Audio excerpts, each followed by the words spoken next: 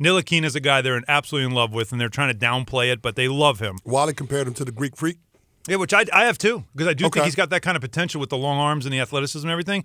But it's going to be interesting what they do at 8. But I definitely see them trying to get a second first-round pick in this draft, and if they can get away with 4 players, because they do have 2 second-rounders, it's going to be a very interesting night Thursday on many levels, not just for the Knicks, but also obviously the Paul George stuff that's going on, and the swap with Boston and Philadelphia is another one that, like, what Boston's thinking there is going to be real interesting. They have to love somebody that they know they'll get at 3, because everybody knows the Lakers are taking Lonzo Ball. That's completely a given. So the Celtics must know that they don't love Fultz, but they know the guy that they want, they can get him at 3. Who is it? Is it Josh Jackson? It's going to be interesting.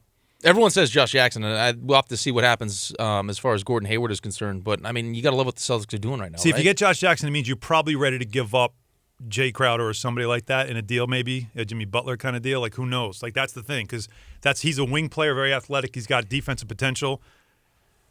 I'm telling you, what the Celtics are doing is very, very interesting. Well, you don't obviously. I mean, listen, you don't normally see a team that won the East, the regular season won the East, number 1 seed, have the opportunity to have the first overall draft pick. Where now, I mean, most teams that have the first overall draft pick, you're taking best player available. Yes, but they have a chance to take. I mean, draft for need. So you can take the first pick, turn it into another first-round pick next year. Picks 2 through 5. We'll see what happens with that, or even the Kings pick in 2019, and you get the player you want.